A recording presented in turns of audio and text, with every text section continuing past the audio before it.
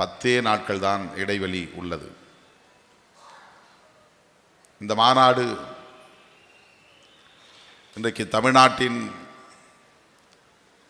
பேசுபடு பொருளாக மாறி இருக்கிறது. ஆதரித்தும் எதிர்த்தும் ஊடகங்களில் விவாதித்துக் கொண்டிருக்கிறார்கள். ஐயா புலவர் ராமலிங்கம் அவர்கள் நாடறிந்த நகைச்சுவை பேச்சாளர். இன்றைக்கு சமூக ஊடகங்களில் அவர் பெயரை நீங்கள் தட்டி பார்த்தால் ஆயிரக்கணக்கான பதிவுகள், அவர் பட்டிமன்றங்களிலே பேசிய உரைகள் கிடைக்கும். மிக ஆழமான கருத்துக்களை நகைச்சுவை ததும்ப நம்முடைய உள்ளங்களில் பதிவு செய்யக்கூடிய ஆற்றல் வாய்ந்த பேச்சாளர். அவர் இன்றைக்கு நம்முடைய அழைப்பை ஏற்று தம்பி பாலாஜி அவர்களின் மூலம் இந்த நிகழ்வுக்கு வந்தது நமக்கு பெருமை. அதற்காக அவருக்கு நான் நன்றி சொல்ல கடமைப்பட்டிருக்கிறேன். அவர் இதை மிகச்சிறந்த மனித தர்மம் என்று குறிப்பிட்டார். எதை மதுவை ஒழிக்க வேண்டும், போதைப் பொருள்களை ஒழிக்க வேண்டும் என்கிற ஒரு கடமையை இந்த இயக்கம் மேற்கொண்டிருக்கிறது. இந்த அரும் பணியை, பெரும் பணியை மானுட தர்மம் என்று குறிப்பிட்டு நம்மை பாராட்டி அமர்ந்திருக்கிறார்.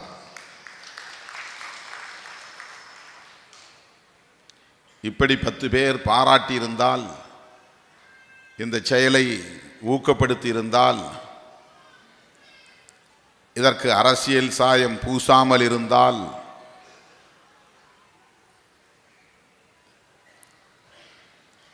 அனைத்து தரப்பை சார்ந்த கட்சி சார்பற்ற பொதுமக்கள் பலரும் இந்த களத்தில் கைகோர்க்க முன்வந்திருப்பார்கள்.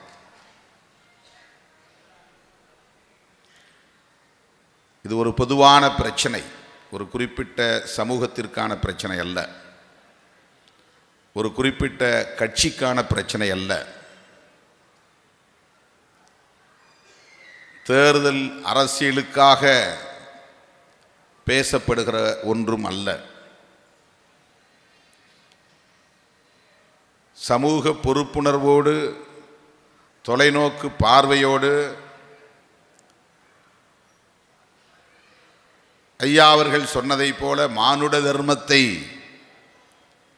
நெஞ்சிலே ஏந்தி நாம் முன்னெடுத்திருக்கிற ஒரு பெரும் பணி. இதனை அப்படியே எல்லோரும் புரிந்து கொண்டிருந்தால் ஊடகத் தளங்களில்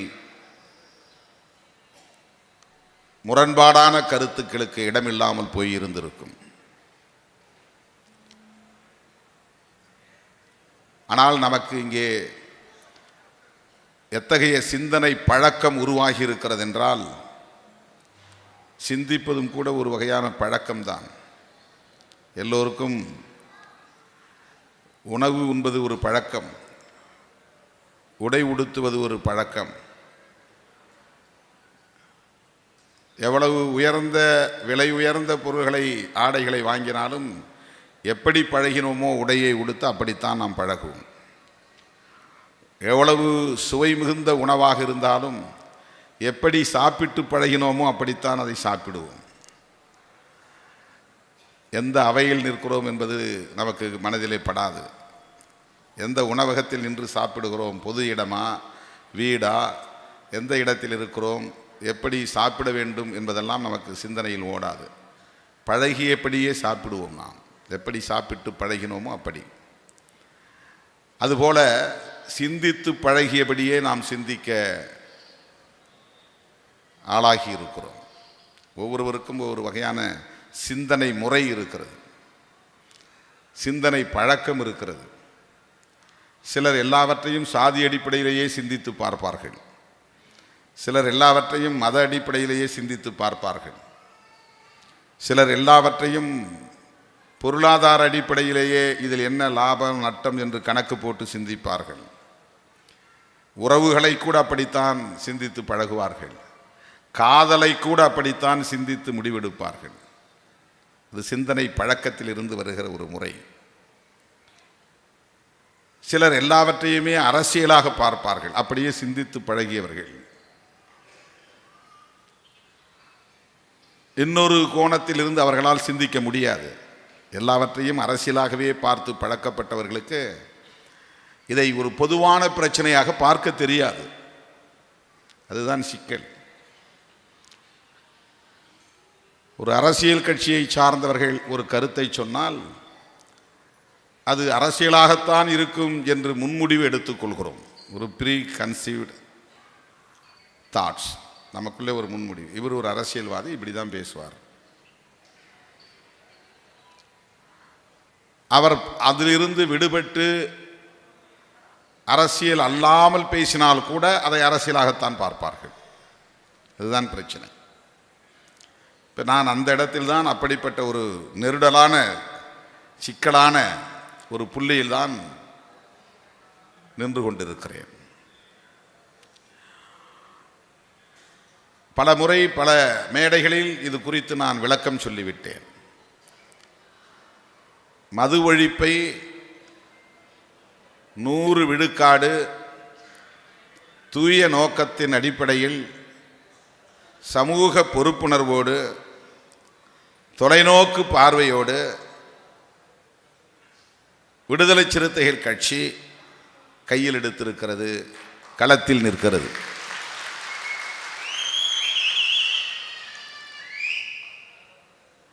எத்தனை முறை சொன்னாலும் இது யார் செவியிலும் போய் ஏறவில்லை.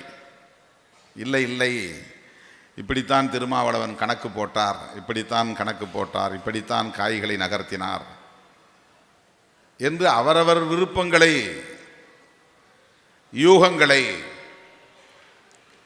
அனுமானங்களை, கணிப்புகளை கருத்துகளாக அடுக்கிக் கொண்டே போகிறார்கள். அதை வெவ்வேறு பரிமாணத்திற்கு கொண்டு போய்விட்டார்கள். உள்ளபடியே கவலை அளிக்கிறது.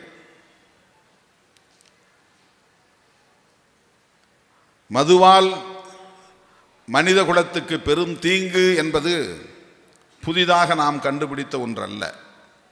காலம் காலமாக இது பேசப்பட்டு வருகிறது. அதனால்தான் 2000 ஆண்டுகளுக்கு முன்னால் திருக்குறள் படைத்த ஐயன் திருவள்ளுவன் கல்லுண்ணாமை என்கிற ஒரு அதிகாரத்தையே வைத்திருக்கிறார். திருக்குறளிலே அது இருக்கிறது. அவருக்கு முன்னால் 500 ஆண்டுகளுக்கு முன்னால் இந்த மண்ணில் தோன்றிய கௌதம புத்தர் பஞ்சசீலங்களை சொல்லுகிறார், 5 ஒழுக்கங்களை சொல்லுகிறார். அதிலே மது அருந்தக்கூடாது என்கிறார்.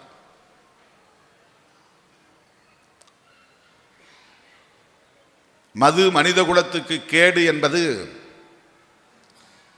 அது மெல்ல கொல்லும் நஞ்சு என்பது காலம் காலமாக சொல்லப்பட்டு வருகிற கருத்துதான். இது திருமாவளவனின் கருத்தல்ல, சிறுத்தைகளின் கருத்தல்ல. வள்ளலாரும் அதை வலியுறுத்துகிறார். புரட்சியாளர் அம்பேத்கர் அதை பற்றி பேசியிருக்கிறார். தந்தை பெரியார் அதற்காக போராடி இருக்கிறார். காந்தியடிகள் அதையே தமது உயிர் மூச்சு கொள்கை என்று தனது இறுதி மூச்சு வரையில் பேசியிருக்கிறார். இப்படி அடுக்கிக் கொண்டே போகலாம். பேரறிஞர் அண்ணா அவர்கள் முதலமைச்சராக இருந்த காலத்தில் அவருடைய கட்சியை சார்ந்த சட்டமன்ற உறுப்பினர்களே மதுவிலக்கை ரத்து செய்யுங்கள் என்று சொன்னபோது, முடியாது, அந்த தவறை நான் செய்ய மாட்டேன், அந்த தீங்கை செய்ய மாட்டேன் என்று வலியுறுத்தி இருக்கிறார். பெரியார் சொன்னார், அண்ணா சொன்னார், புரட்சியாளர் அம்பேத்கர் சொன்னார் என்பதையெல்லாம் தாண்டி, காந்தி சொன்னார் என்பதையெல்லாம் தாண்டி, ராஜகோபால் ஆச்சாரியார் சொல்லியிருக்கிறார். அவர் பிறப்பால் ஒரு பிராமண வகுப்பை சார்ந்தவர். அவருக்கு இந்த கவலை இருக்க வேண்டிய அவசியமில்லை. அடிப்படையில், சாதி அடிப்படையில், வர்க்க அடிப்படையில் மட்டும் அவர் அணுகியிருந்தால், அவர் சிந்தித்திருந்தால், பிராமணர்கள் பெரிதாக யாரும் இப்படி குடித்துவிட்டு தெருவிலே புரளுவதில்லை, ஆடைகள் இல்லாமல் புழுதியிலே வீழ்ந்து கிடப்பதில்லை, உழலுவதில்லை. எளிய மக்கள்தான், உழைக்கிற மக்கள்தான், கட்டிட வேலை செய்கிறவர்கள், காடு கழனிகளில் உழைக்கிறவர்கள், சாதாரண மக்கள் இதற்கு இலகுவாக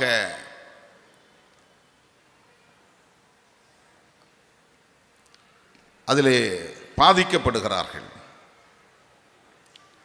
பாதிப்புக்கு ஆளாகிறார்கள், அந்த போதைக்கு அடிமையாகி விடுகிறார்கள். அடிக்ஷன். சேலம் நகராட்சியின் தலைவராக அல்லது அதனுடைய நகர்மன்ற தலைவராக அந்த பொறுப்பிலே இருந்த காலத்தில் தமிழ்நாட்டிலேயே அல்லது இந்தியாவிலேயே முதல் அந்த நகராட்சி பகுதிக்குள் மதுவிலக்கை நடைமுறைப்படுத்திய முதல் அரசியல் தலைவர் ராஜகோபாலாச்சாரியார்.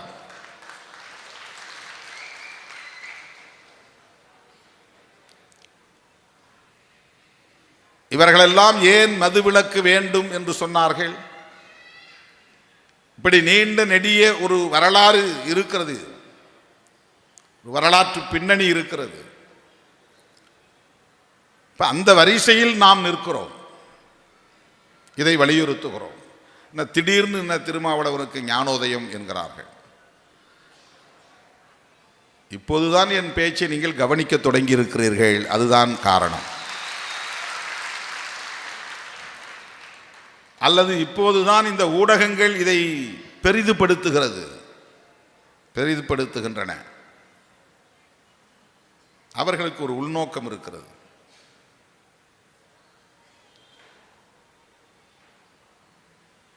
கோவை விமான நிலையத்திலே தம்பிகள் வருங்கால முதல்வர்னு முழக்கமிட்டாங்களாம். உடனே அது தனியாக எடுத்து வைரல் ஆக்குறாங்க.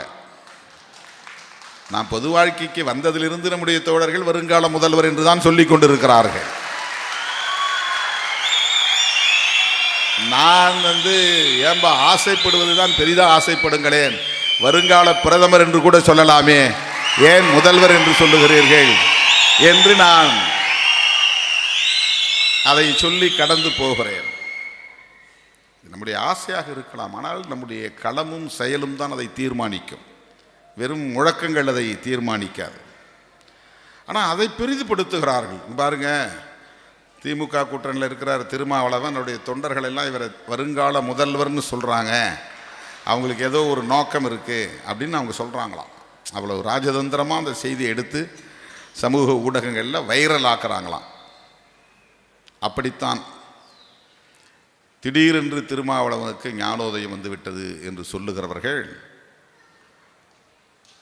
ஒரு உள்நோக்கத்தோடு அதை பேசுகிறார்கள். ஏன்னா இது தமிழ்நாட்டு அரசியலில் இல்லாத ஒன்று. எது ஒரு கூட்டணிக்குள்ளே இருந்து கொண்டு, அதுவும் ஆளுங்கட்சி கூட்டணிக்குள்ளே இருந்து கொண்டு ஆளுங்கட்சிக்கு நெருடலை ஏற்படுத்துகிற அல்லது தர்ம சங்கடத்தை ஏற்படுத்துகிற ஒரு பிரச்சனையை பேசுகிற துணிச்சல் இதுவரையில் யாருக்கும் இருந்ததில்லை. அது விடுதலை சிறுத்தைகளுக்கு இருக்கிறது. அது அவர்களுக்கு புதிதாக தோன்றுகிறது.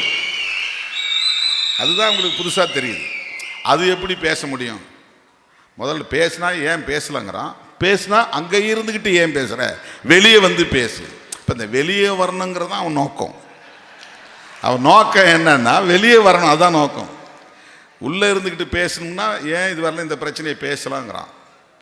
அப்படி உள்ளே இருந்துக்கிட்டு பேசணும்னா நீ ஏன் அங்கே இருந்துக்கிட்டே பேசுகிற, வெளியே வந்து பேசு. இப்போ அவனுடைய உண்மையான நோக்கங்கிறது இந்த கூட்டணியை உடைக்கணுங்கிற அரசியல். இப்ப கள்ளக்குறிச்சியில் 69 பேர் உயிரிழந்தார்கள் என்ற துயரத்தை கேள்விப்பட்டதும் உடனடியாக களத்திற்கு போய் அந்த மக்களை நேரிலே சந்தித்த போது கண்ணீர் மல்க அந்த தாய்மார்கள் விடுத்த கோரிக்கை அரசு மதுபான கடைகளை மூட வேண்டும் என்பதுதான். அதிலிருந்துதான் ஒரு முடிவை விடுதலை சிறுத்தைகள் கட்சி எடுக்கிறது. மாவோ சொன்னான், மக்களிடம் சொல்லுங்கள், உமக்கு கற்றுத்தருவார்கள், கற்பிப்பார்கள் என்று சொன்னார். நான் எங்கோ ஒரு அறைக்குள்ளே உட்கார்ந்து கொண்டு, குளிர்சாதனம் பொருத்தப்பட்ட ஏசி பொருத்தப்பட்ட அறைக்குள்ளே உட்கார்ந்து கொண்டு சமூக ஊடகங்களை பார்த்து கொண்டு முடிவெடுக்கவில்லை. வெயிலோடு வெயிலாக மக்களோடு களத்தில் நின்று, மழையோடு மழையாக மக்களோடு களத்தில் நின்று, கண்ணீரோடு கண்ணீர் சிந்தி மக்களோடு களத்தில் நின்று போராடுகிற இயக்கம் விடுதலை சிறுத்தைகள் கட்சி. நாம் இதுவரையில் 40க்கும் மேற்பட்ட மாநாடுகளை நடத்தியிருக்கிறோம். மக்களின் உணர்வுகளை பிரதிபலிக்கக்கூடிய வகையில் களத்தில் நின்று முடிவெடுத்திருக்கிறோம். இதை செஞ்சால் இந்த லாபமா, இதை செய்தால் இந்த நட்டமா என்று கணக்கு போட்டு எந்த முடிவும் நாம் எடுத்ததில்லை. ஊடகங்களில் விமர்சிப்பவர்களுக்கு விடுதலை சிறுத்தைகளை புரிந்து கொள்வதற்கு சிரமம்தான். ஏனென்றால் நீங்கள் முன்முடிவு எடுத்து ஒரு மதிப்பீடு செய்து அதன் அடிப்படையில் சிந்திக்க பழகி இருக்கிறீர்கள். இந்த சிந்தனை பழக்கம் அது. என்ன முன்முடிவு? விடுதலை சிறுத்தைகள், அதன் தலைவர் திருமாவளவன், அவர் குறிப்பிட்ட இந்த சமூக அடையாளம் கொண்டவர், அதெல்லாம் கவனிக்க வேண்டியதில்லை, விடுங்க. அவர் என்ன பேசுகிறார் அது வேண்டாம், ஸ்க்ரோல் பண்ணு, தள்ளுங்க. இது உம்மிடம் இருக்கிற பிழை, எங்களிடம் அந்த பிழை இல்லை. கவனிக்காமல் இருந்தது உங்களின் பிழை. நாங்கள் எந்த காலத்தில் பொது வாழ்க்கையில் அடியெடுத்து வைத்தோமோ அந்த காலத்திலிருந்து சாதி ஒழிப்பே மக்கள் விடுதலை என்று முழங்கிக் கொண்டிருக்கிற இயக்கம். ஆனால் நீங்கள் இதை சாதி கட்சி என்று திரும்ப திரும்ப சாதி புத்தியோடு விமர்சிக்கிறீர்கள். அது உங்கள் பிழை, எங்கள் பிழை அல்ல.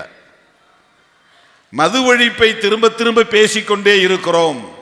அதை இவ்வளவு நாள் நீங்கள் கவனித்ததில்லை. புதிதாக பேசுவதாக விமர்சிக்கிறீர்கள். அது உங்கள் பிழை, எங்கள் பிழை அல்ல. கூட்டணியில் இருந்தாலும் மக்கள் பிரச்சனைகளை துணிந்து பேசுவோம் என்பது சிறுத்தைகளின் வரலாறு. இதை கவனிக்காதது உங்கள் பிழை, எங்கள் பிழை அல்ல. எத்தனையோ பல சான்றுகளை சொல்ல முடியும். ரொம்ப முக்கியமாக நான் பல மேடைகளில் சொன்னதைப் போல 2009 ஈழத் தமிழர்களுக்கு எதிரான பயங்கரவாதம் உச்சத்தில் இருந்தபோது, ஒரு இனப்படுகொலை நிகழ்ந்தபோது,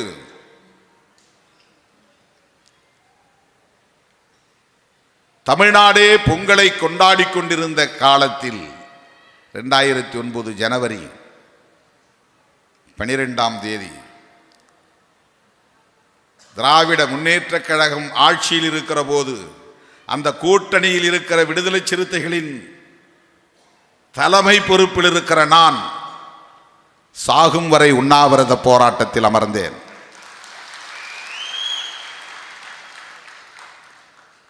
அதிமுக உள்ளிட்ட எதிரணியில் உள்ள கட்சி தலைவர்களோடு கைகோர்த்து பயணித்தேன். ஈழத் தமிழர்களின் பிரச்சனை பிரதானமானது, கூட்டணி பிரதானமானது அல்ல என்கிற முடிவை 2009 எடுத்த இயக்கம் விடுதலை சிறுத்தைகள் கட்சி. தேர்தல் வந்தது. தேர்தல் வந்தபோது அதை தனியே நாங்கள் சிந்தித்தோம், விவாதித்தோம், தீர்மானித்தோம். அது வேறு, இது வேறு. தேர்தல் அரசியலில் நாங்கள் திமுக கூட்டணியில் ஏற்கனவே பயணித்த நிலையில் மறுபடியும் அதே கூட்டணியில் பயணிப்பது என்று முடிவெடுத்தோம். ஈழத்தமிழர்களுக்காக அதிமுக கூட்டணியில் இருந்த தலைவர்களோடு பயணித்த இயக்கம் தேர்தல் அரசியல் வந்தபோது திராவிட முன்னேற்ற கழகத்தோடு இணைந்து பயணிப்பது என்று ஒரு முடிவெடுத்தது. அது சரியா தவறா அது வேறு, அது விமர்சனத்திற்குரியதா இல்லையா என்பது வேறு.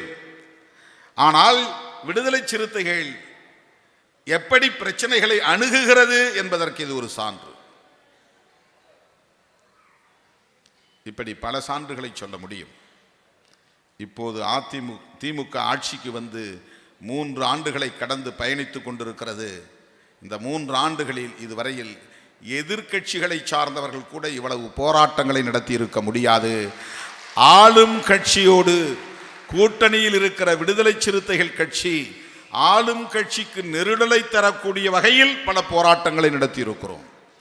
நெருடலை தர வேண்டும் என்கிற நோக்கத்தோடு அல்ல, நெருடலை ஏற்படுத்த வேண்டும் என்பதற்காக அல்ல, நெருடலை ஏற்படுத்த வேண்டும் என்பதற்காக அல்ல, மக்கள் பிரச்சனைக்கு முன்னுரிமை தர வேண்டும் என்பதற்காக. இப்போ அடுத்த கேள்வி கேட்குறான், அவ்வளவு பிரச்சனை இருக்கு அங்கே ஏன் ஒட்டிக்கிட்டு இருக்கிறேன்றான். அவன் நோக்கம் அதிலே இருக்கு, கூட்டணி விட்டு நீ வெளியே வா, கூட்டணியை விட்டு வெளியே வா. இந்த பிரச்சனைகள் தொடர்பாக எழுப்புகிற குரல் உரிமை குரல். தேர்தல் தொடர்பாக எடுக்கிற முடிவு தேசிய அளவிலான ஒரு பார்வையோடு, தொலைநோக்கு பார்வையோடு, மிக ஆழமான அரசியல் நிலைப்பாடு.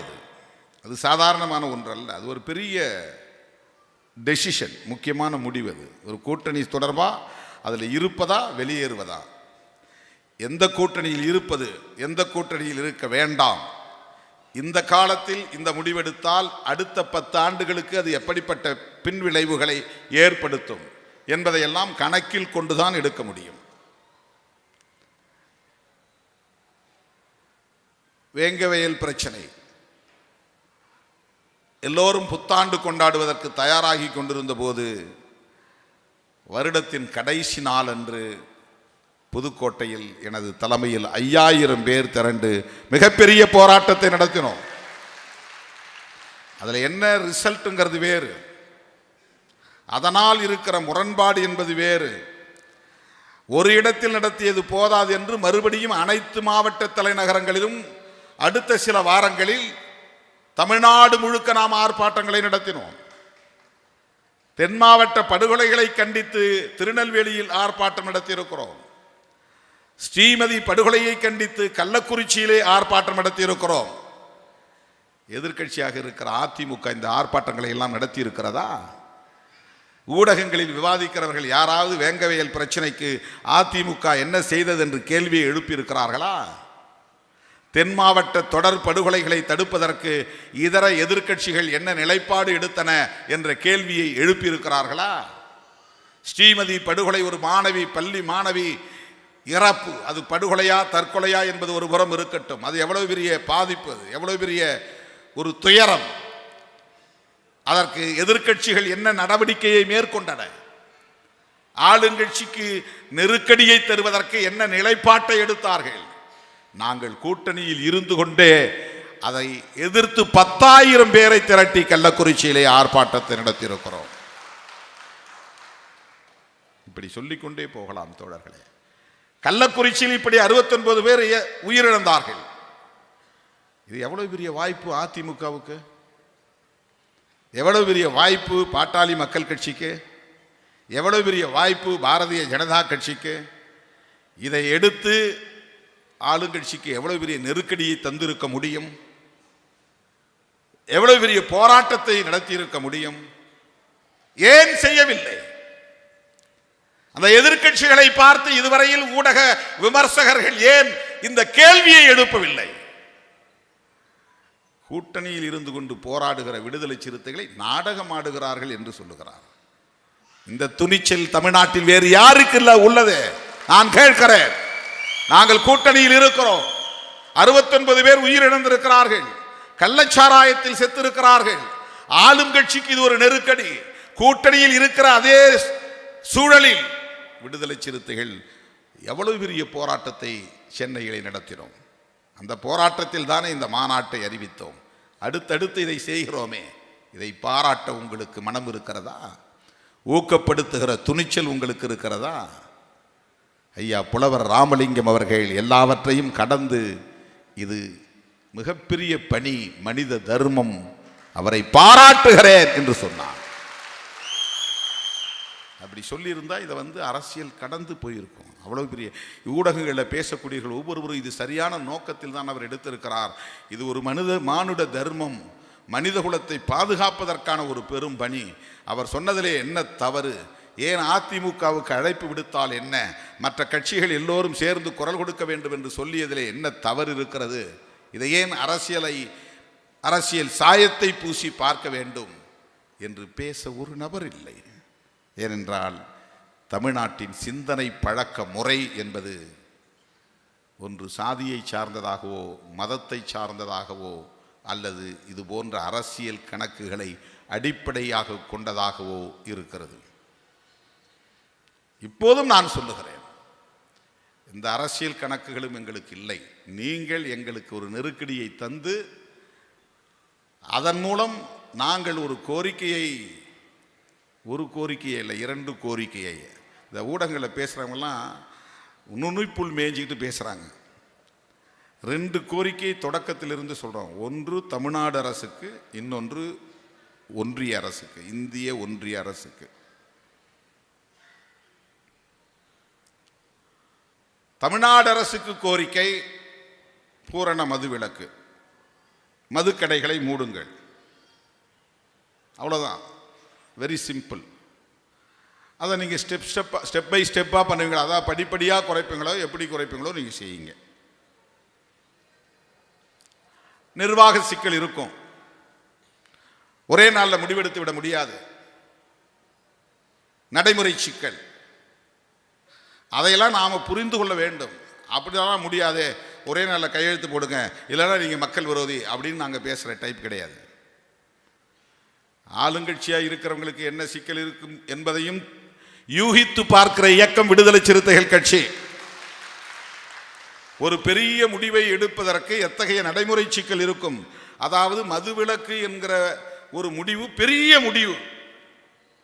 எப்படி பெரிய முடிவுன்னா, அதுக்கு ஏராளமான இன்ஃப்ராஸ்ட்ரக்சர் இருக்கு, கட்டமைப்பு வசதிகள், 10க்கு மேற்பட்ட மதுபான ஆலைகள், அதெல்லாம் பல 100 ஏக்கர்களில் அந்த பிளான்ட், அதற்கான கட்டமைப்பு வசதிகள் உள்ளன.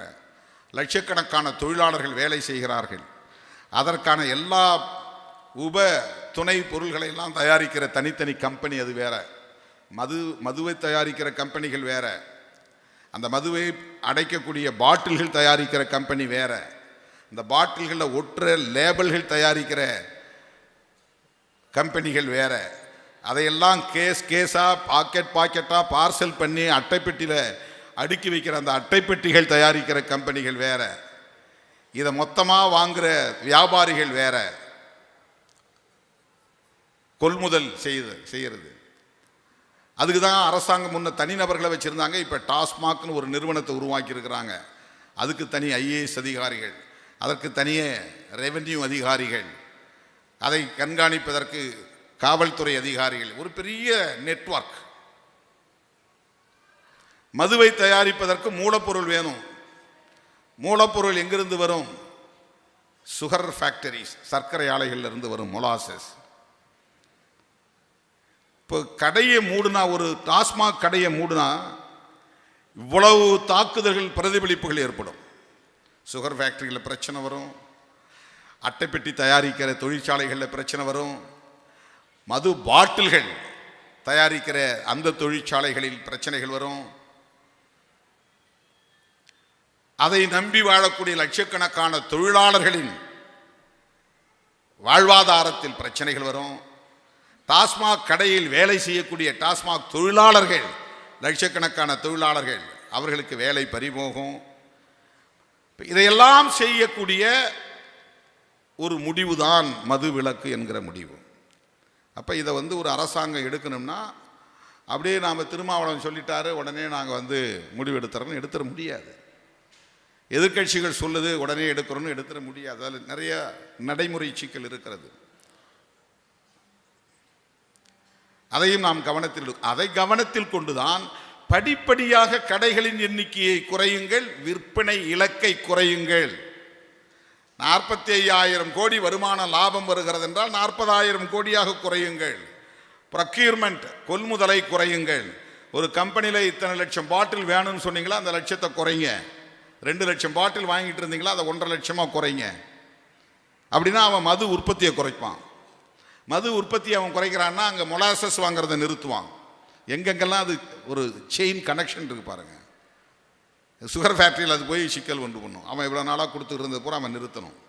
அதை வேறு இடத்துக்கு அவன் மார்க்கெட் பண்ணணும், வேறு பயன்பாட்டுக்கு அவன் விற்பனை பண்ணணும். சர்க்கரை ஆலைகளில் உற்பத்தி செய்யக்கூடிய அந்த ஸ்பிரிட், சாராயத்திற்கான மூலப்பொருள் எத்தனால். ஆகவே அரசாங்கம் ஒரு முடிவெடுப்பதற்கு இவ்வளவு பெரிய நடைமுறை சிக்கல் இருப்பதையும் நாம் உணர்ந்துதான் பேசுகிறோம். அதனால்தான் தமிழ்நாடு அரசுக்கு சொல்லுகிற கோரிக்கைகளோடு இதெல்லாம் இணைத்து பேசுகிறோம். பூரண மதுவிலக்கு எமது கோரிக்கை. அதை படிப்படியாக குறையுங்கள், கடைகளை படிப்படியாக மூடுங்கள், விற்பனை இலக்கை படிப்படியாக மூடுங்கள், மகளிர் சுய உதவி குழுவை கொண்டு பரப்புரை மேற்கொள்ளுங்கள். குடிக்காத குடிக்காத குடிக்காத, குடும்பத்தில் இருப்பவர்களுக்கு சொல்லுங்கள், ஊரில் இருப்பவர்களுக்கு சொல்லுங்கள், வேண்டாம் என்று வேண்டுகோள் வையுங்கள். அதற்கு மகளிர் சுய உதவி குழுவை பயன்படுத்துங்கள். இது நம்முடைய கோரிக்கை. இவ்வளவு விஷயங்கள் இருக்கு. யாராவது இதை படிக்கிறாங்களா? போகிற போக்கில் நீ என்ன தமிழ்நாடு அரசுக்கு கோரிக்கை வைக்காம கவர்மெண்ட்டுக்கு, டெல்லி கவர்மெண்ட்டுக்கு கோரிக்கை வைக்கிறீங்க. டெல்லி கவர்மெண்ட்டுக்கும் கோரிக்கை வைக்கிறேன். ஏன் கோரிக்கை வைக்கிறோம்னா, தமிழ்நாட்டில் மட்டும் மதுவிலக்கு இருந்து பிற மாநிலங்களிலெல்லாம் மது வியாபாரம் நடந்தால் என்ன ஆகும்? அதில் எந்த பயனும் இல்லை.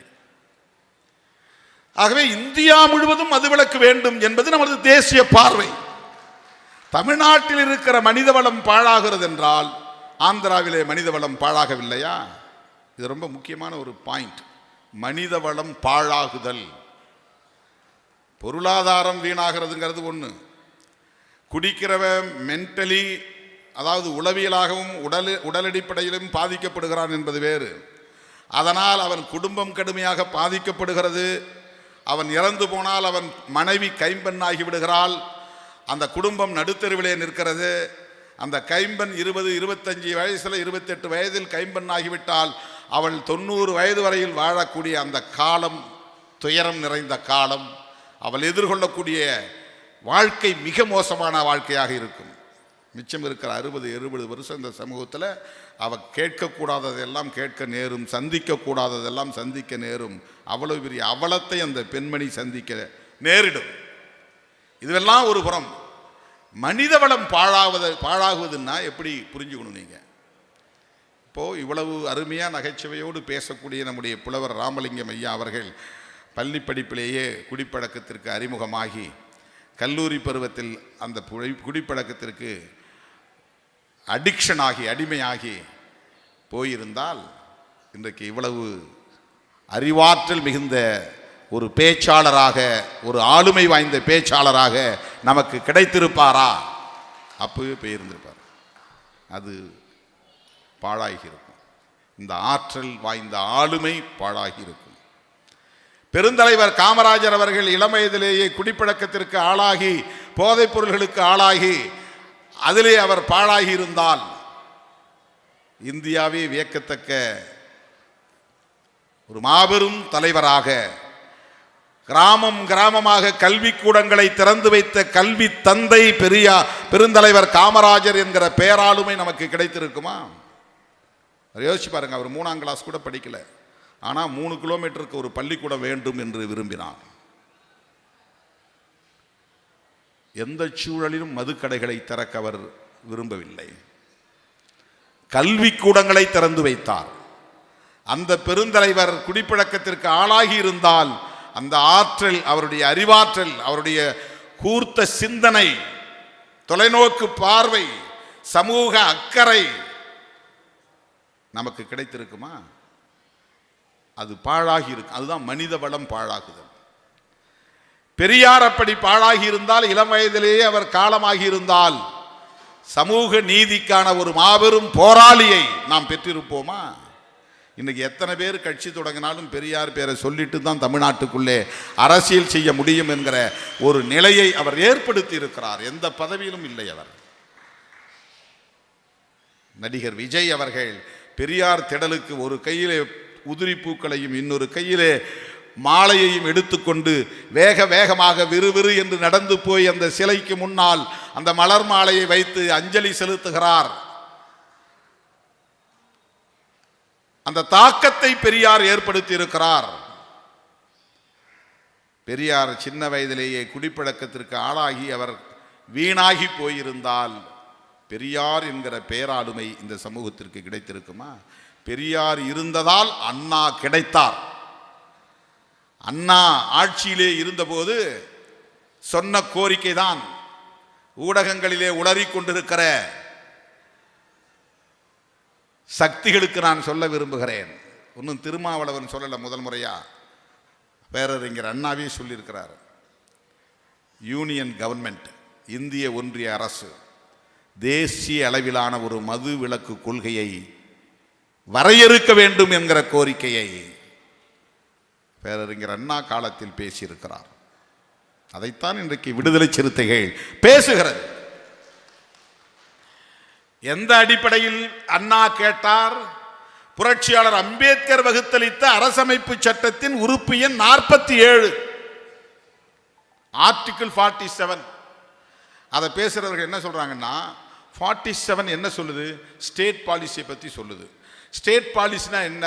மாநில அரசுக்கான கொள்கை வரையறையை மாநில அரசுகள் செய்து கொள்ள வழிகாட்டுகிறது. யார் அதை மறுக்கலையே? யாரும் மறுக்கல, அதைத்தான் செய்கிறது. ஆனால்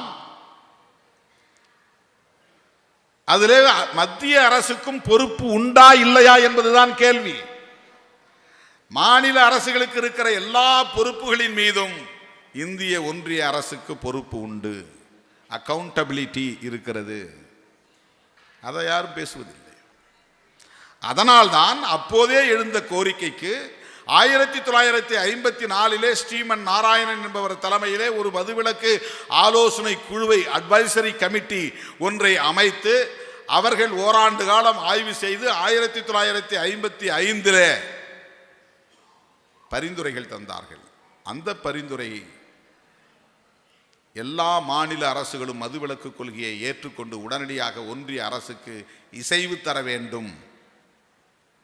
மாநில அரசுகளுக்கு பரிந்துரை தருகிறது. இந்திய ஒன்றிய அரசு, டெல்லி அரசு அல்லது அந்த மத்திய அரசு தேசிய அளவில் மதுவிலக்கு சட்டம் கொண்டு வர வேண்டும். இதை சொன்னது யார்? ஸ்ரீமன் நாராயணன் குருவின் தலைமையிலான குழு.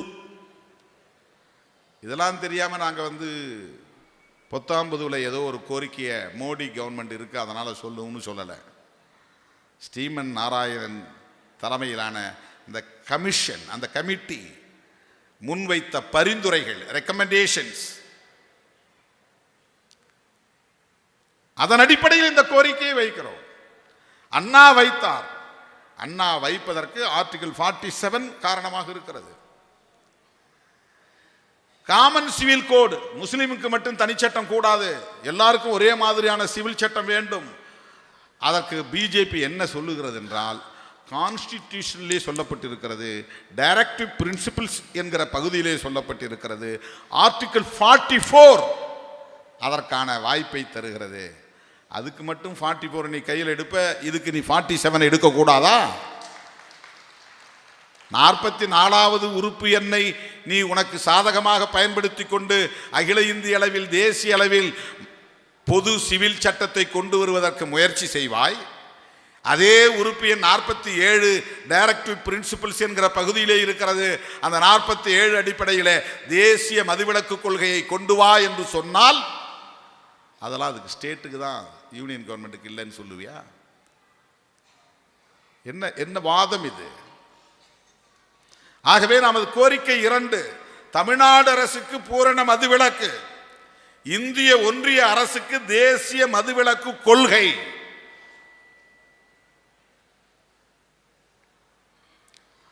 கஞ்சா போன்ற போதைப் பொருட்களை தடுப்பதற்கு கூட சட்டம் இருக்கு, மதுவிலக்குக்கு சட்டம் இல்லை. தேசிய அளவில் யூனியன் கவர்மெண்ட் கொண்டு வரல. NDPS அப்படின்னு ஒரு சட்டம் இருக்கு. அது போதைப் பொருள்களை தடுப்பதற்கான சட்டம். ஆனால் மதுவிலக்கு சட்டம் இந்திய அரசு இயற்றி இருக்கிறதா?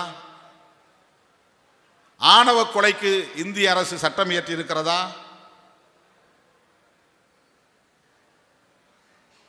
மாநில அரசே செஞ்சுக்கணும். லா அண்ட் ஆர்டர்லாம் மாநில அரசு கண்ட்ரோலில் இருக்கு. ஆனால் நாங்கள் செய்ய முடியாது. கல்வியும் கூட தான் மாநில அரசுகளுக்கு ஒரு காலத்தில் இருந்தது. இப்போ கன்கரண்ட் லிஸ்ட் வந்துருச்சு.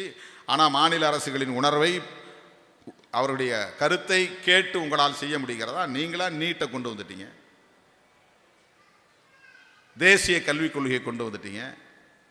அதை நடைமுறைப்படுத்தலைன்னா ஃபண்டு அனுப்ப மாட்டோம்னு நிதியை தடுக்கிறீங்க. இதையெல்லாம் யார் பேசுவது? ஆகவே நம்முடைய நோக்கம் தூய்மையானது.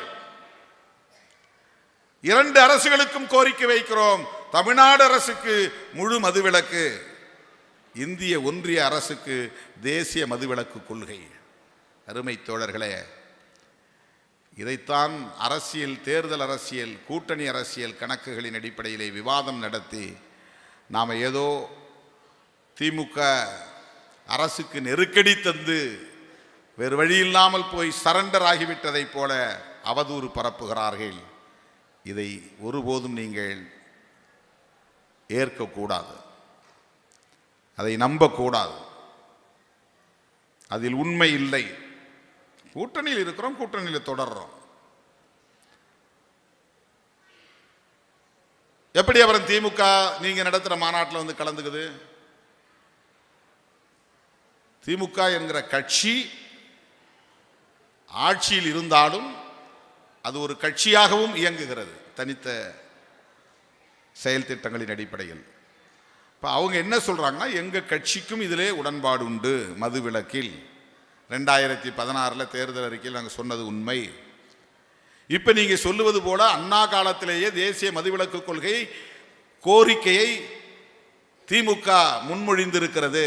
இப்போது நீங்கள் சொல்லுவதும் எங்களுக்கு ஏற்புடையது. ஆகவே நீங்கள் நடத்துகிற மாநாடு எங்கள் அரசுக்கு நெருக்கடி தருவதாக இருந்தாலும் எங்கள் கட்சிக்கு உடன்பாடாக இருக்கிறது. ஆகவே நாங்கள் இந்த மாநாட்டில் பங்கேற்கிறோம் என்று இசைவு தந்திருக்கிறார்கள். இதில் என்ன பிழை இருக்கிறது?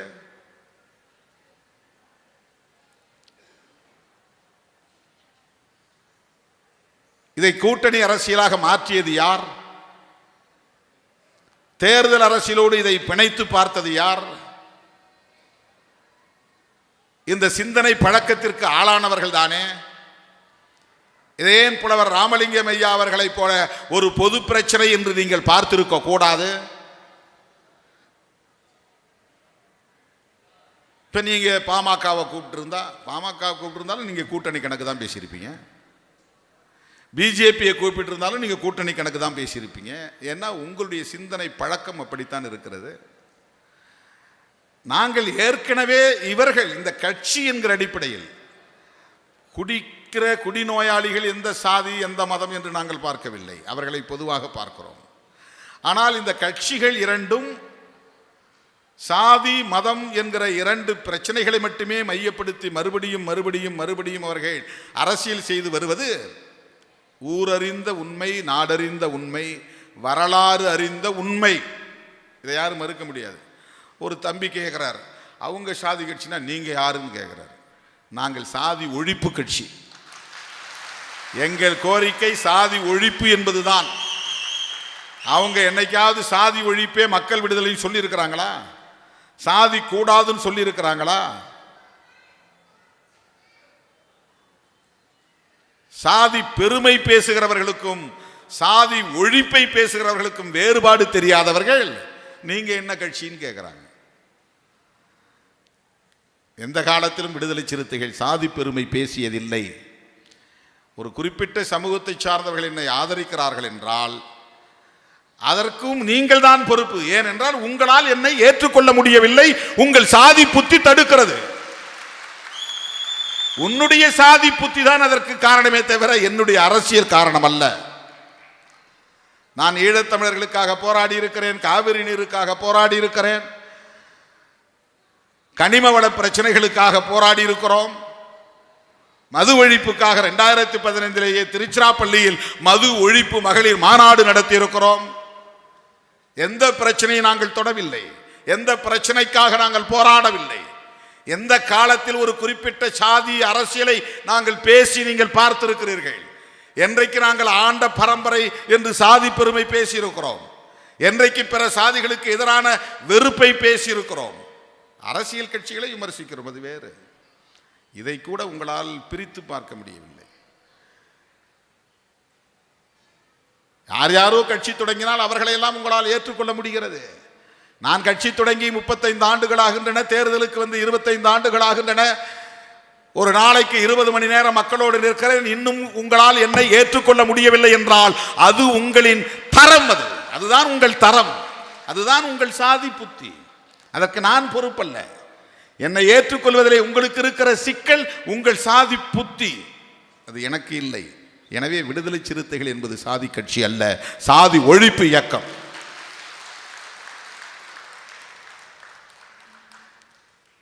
இதை ஒரு பொதுவான பிரச்சனையாக பார்க்க வேண்டும். உங்களால் பார்க்க முடியல, எனக்கு வேறு வழி இல்லை. எங்கள் கூட்டணியில் இருக்கிற ஜனநாயக சக்திகளோடு இணைந்து இந்த மாநாட்டை நடத்த வேண்டிய நிலைக்கு நாங்கள் தள்ளப்பட்டிருக்கிறோம். பொதுவானவர்கள் வாங்க, ஐயா வந்து மாநாட்டில் பேசட்டும். இதுபோல பொதுவாக இந்த பிரச்சனைகளை பார்க்கிறவர்கள் வந்து பேசட்டும், எங்களுக்கு எந்த ஆட்சேபனையும் இல்லை. ஏன் அரசியல் சாயம் பூச வேண்டும்? எல்லோரும் சேர்ந்து குரல் கொடுத்தால் ஏன் கடைகளை மூட முடியாது? இதுதானே என்னுடைய கேள்வி. 10ஆம் தேதியினுடைய பேட்டியில் அதுதானே நான் சொல்லியிருக்கிறேன். திமுகவுக்கு மதுவிலக்கிலே உடன்பாடு, அதிமுகவுக்கு மதுவிலக்கிலே உடன்பாடு, இடதுசாரிகளுக்கு மதுவிலக்கிலே உடன்பாடு, பாமகவுக்கு மதுவிலக்கிலே உடன்பாடு, ஏன் பாஜகவுக்கு மதுவிலக்கிலே உடன்பாடு, விடுதலை சிறுத்தைகள் கட்சிக்கு மதுவிலக்கிலே உடன்பாடு, மதிமுக இஸ்லாமிய கட்சிகள் எல்லோரும் மதுவிலக்கை சொல்லுகிறோம். நாளைக்கே பிரதமரை பார்த்து கேட்டால் ஆமாம் மதுவிலக்கு தேவை என்றுதான் சொல்லுவார். மது வியாபாரம் நடத்தட்டும் என்று சொல்ல மாட்டார். எல்லோருக்கும் மதுவிலக்கிலே உடன்பாடு இருக்கிற போது ஏன் இந்தியா முழுவதும் மதுவில் நனைந்து கிடக்கிறது? மது ஆறாக ஓடுகிறது, எளிய மக்களை பதம் பார்க்கிறது, பாதிக்கிறது, பாழாக்குகிறது. கடைகளை மூட வேண்டியது தானே. இந்த கேள்வி பொதுவான கேள்வி. எல்லோரும் உடன்பாடு என்று சொல்லுகிற போது இதிலே ஒருமித்த குரல் வேண்டும் என்ற அடிப்படையில் தான் நான் எல்லோரும் வரட்டும், அதிமுகவும் வரட்டும் என்று சொன்னேன். அருமை தோழர்களே, திட்டமிட்டவாறு அக்டோபர் 2ஆம் தேதி உளுந்தூர்பேட்டையில், கள்ளக்குறிச்சி மாவட்டம் உளுந்தூர்பேட்டையில் நமது மாநாடு நடைபெறும். லட்சக்கணக்கான பெண்கள் அந்த மாநாட்டில் பங்கேற்க இருக்கிறார்கள். திருச்சி மண்டலத்திலிருந்தும் பல்லாயிரக்கணக்கான பெண்கள் பங்கேற்க வேண்டும். இது மக்களின் பொதுவான கோரிக்கை, பொதுவான குரல் என்பதை தாண்டி இது பெண்களின் கோரிக்கை, பெண்களின் குரல் என்று நாம் இதை பதிவு செய்ய வேண்டும். அடுத்தடுத்து இதை நாம் தொடர் பரப்புரைகளாக மேற்கொள்ள வேண்டும். இந்திய அரசுக்கு இதிலே பொறுப்பு இருக்கிறது என்பதை உணர்த்த வேண்டும். உங்களுக்கு ஒரு உண்மை தெரியுமா என்று தெரியவில்லை. எத்தனை பேர் நாடாளுமன்றத்தில் நான் பேசுவதை கேட்கிறீர்கள் என்று எனக்கு தெரியவில்லை. ஊடகங்களில் விமர்சிப்பவர்கள் யாரும் அதை கேட்டிருக்க வாய்ப்பில்லை என்று கருதுகிறேன். அண்மையிலே நடைபெற்ற கூட்டத்தொடரில் பேசும்போது நான் சொன்னேன், இதே கருத்தை சொன்னேன். மதுவிலக்கு தேசிய கொள்கை தேவை. இந்திய ஒன்றிய அரசே தேசிய மதுவிலக்கு கொள்கை தேவை. உறுப்பு எண் 44 அடிப்படையிலே பொது சிவில் சட்டம் கொண்டு வர வேண்டும் என்று துடிக்கிற முனைப்பு காட்டுகிற ஒன்றிய அரசே, பாஜக அரசே, அதே உறுப்பு எண் 47 அடிப்படையில் தேசிய மதுவிலக்கு கொள்கையை நீங்கள் கொண்டு வர வேண்டும் என்று நான் வலியுறுத்தி பேசினேன். அமைச்சர் நிர்மலா சீதாராமன் அவர்கள் எழுந்து, நீங்கள் எங்களுக்கு என்ன அட்வைஸ் பண்ணுறீங்க, உங்கள் நாட்டில் போயிட்டு முதலமைச்சர்கிட்ட பேசுங்க என்று சொன்னார். அதிலும் அவங்க அரசியலாக தான் அதை பார்த்தாங்க. அதில் உள்ள ஜெனியூனிட்டி, அதில் உள்ள நேர்மைத்தன்மையை அவர்களால் புரிந்து கொள்ள முடியவில்லை. அவங்க உடனே என்ன எங்ககிட்ட சொல்கிறீங்க, அங்கே தமிழ்நாட்டில் பாருங்க உங்கள் கூட்டணி கட்சி தான் கடையை திறந்து வச்சிருக்கு. எடப்பாடி காலத்திலையும் மது கடைகள் இருந்தது, ஜெயலலிதா அம்மா காலத்திலையும் மது கடைகள் இருந்தது, எம்ஜிஆர் காலத்திலையும் மது கடைகள் இருந்தது. அவர் தான் டாஸ்மாக்னு ஒரு நிறுவனத்தையே கொண்டு வந்தார். இதில் எந்த ஒரு கட்சி தான் இதுக்கு பொறுப்புன்னு இல்லை. தமிழ்நாட்டில் மட்டும் இல்லை, ஆந்திராவில் இருக்கிறது, கர்நாடகாவில் இருக்கிறது, ஏன் இடதுசாரிகள் ஆளுகிற கேரளாவிலே இருக்கிறது. காந்தி பிறந்தார் என்பதனால் குஜராத்திலே இல்லை, அது மட்டும். லோகியாவின் மாணவர் நிதிஷ்குமார் என்பதனால் அவரும் அங்கே வேண்டாம் என்று நிறுத்தியிருக்கிறார். இந்தியாவிலே 2 பெரிய மாநிலங்களில் மட்டும்தான் மது வியாபாரம் இல்லை, அரசாங்க மது வியாபாரம் இல்லை. மற்றபடி வியாபாரம் நடந்துகிட்டு தான் இருக்கு ஜோரா, அது வேறு விஷயம். அரசாங்கம் நடத்தவில்லை. இந்தியாவின் எல்லா மாநிலங்களிலும் இதை நடத்த வேண்டும் என்ற ஒரு கட்டாயத்தை இந்திய ஒன்றிய அரசு ஏன் ஏற்படுத்தக்கூடாது? ஏன்னா மது வியாபாரம் என்பது ஒரு பெரிய மாஃபியா கும்பலின் கட்டுப்பாட்டில் இருக்கிறது. பல லட்சம் கோடி அதிலே புரளுகிறது. அந்த பல லட்சம் கோடி வியாபாரத்தை அவர்களால் நிறுத்த முடியாது. மது பான ஆலைகளை நடத்துகிற அதிபர்களோடு அவர்களால் முரண்பட முடியாது ஒரு நிலை இருக்கிறது. இதையெல்லாம் மக்களிடத்திலே சொல்லுவோம், இதை ஒரு பிரச்சாரமாக்குவோம், இதை பரப்புவோம். மக்கள் வெகுண்டெழுந்தால் இனி தீர்ப்பை திருத்த முடியாது என்று இருமாப்போடு இருப்பவர்களையும் பணிய வைக்க முடியும் என்பதற்கு வேளாண் சட்டங்களை திரும்ப பெற வைத்த விவசாயிகளின் போராட்டம் ஒரு சாட்சியமாக நிற்கிறது. 2 அவைகளிலும் நிறைவேற்றிய சட்டத்தை 1.25 வருடம் போராடி திரும்ப பெற வைத்தார்கள் மக்கள். எல்லாம் முடிஞ்சு போச்சு, இனிமேல் ஒன்றும் பண்ண முடியாது. லோக்சபாவில் நிறைவேறிச்சு, ராஜ்யசபாவில் நிறைவேறிச்சு, பிரசிடென்ட் ஆஃப் இந்தியா கையெழுத்து போட்டார், சட்டம் இம்ப்ளிமெண்டேஷனுக்கு வந்துருச்சு. இனி போராடி இவங்க என்ன பண்ண போகிறாங்க? ஒன்றும் பண்ண முடியாது. இதுதான் எல்லாருடைய பார்வையுமா இருந்தது. வன்முறை இல்லை, அறவழி போராட்டம். தினந்தோறும் வந்து அங்கே உட்காந்துக்கிட்டு சோறாக்கி சாப்பிட்டு அங்கே படுத்து தூங்கிக்கிட்டே இருந்தாங்க. இதுதான் போராட்டம். தலைநகர் சென்னைக்கு செல்லுகிற பிரதானமான சாலைகள் எல்லாம் அடைபட்டு கிடந்தன. இதுதான் போராட்டம். ஒரே ஒரு சிறிய வன்முறை கூட விவசாயிகளால் இல்லை. ஆனால் 1.25 ஆண்டுக்கு பிறகு மோடி பணிந்தார். 2 அவைகளிலும் நிறைவேற்றப்பட்டு குடியரசுத் தலைவரால் கையொப்பமிடப்பட்ட வேளாண் சட்டங்கள் அனைத்தும் திரும்ப பெறப்பட்டன. இந்தியா முழுவதும் இந்த விழிப்புணர்வு வந்தால், தமிழ்நாடு இதற்கு முன்னோடியாக இருந்தால் தேசிய மதுவிலக்கு கொள்கையை கொண்டு வர முடியும். காந்தி கனவும் புரட்சியாளர் அம்பேத்கரின் கனவும் நனவாகும். பெரியார் கனவு நனவாகும். பேரறிஞர் அண்ணா கண்ட கனவு நனவாகும். மூதறிஞர் ராஜாஜியின் கனவு நனவாகும். ராமலிங்க அடிகளாரின் விருப்பம் நிறைவேறும். ஐயன் திருவள்ளுவன், பகவான் புத்தர் ஆகியோர் கண்ட அந்த கனவு நனவாகும். அந்த வம்சத்தில் பிறந்த விடுதலை சிறுத்தைகள் இந்த நிலைப்பாட்டில் உறுதியாக இருப்போம். நாங்கள் ஆண்ட வம்சம் அல்ல, அறிவு வம்சம், ஞான வம்சம். புத்தரின் வழிவந்தவர்கள், ஐயன் திருவள்ளுவரின் வழிவந்தவர்கள், பேராசான் பெரியாரின் வழிவந்தவர்கள், புரட்சியாளர் அம்பேத்கரின் வழிவந்தவர்கள், வள்ளலாரின் ஞான வம்சத்தை சார்ந்தவர்கள். அதனால் இதை நாங்கள் உயர்த்தி பிடிக்கிறோம் என்பதை சொல்லி இந்த மாநாட்டை வெற்றிகரமாக நடத்துவதற்கு உங்களுடைய முழுமையான ஒத்துழைப்பு தேவை என்பதை சொல்லி வாய்ப்புக்கு நன்றி கூறி முடிக்கிறேன். நன்றி, வணக்கம்.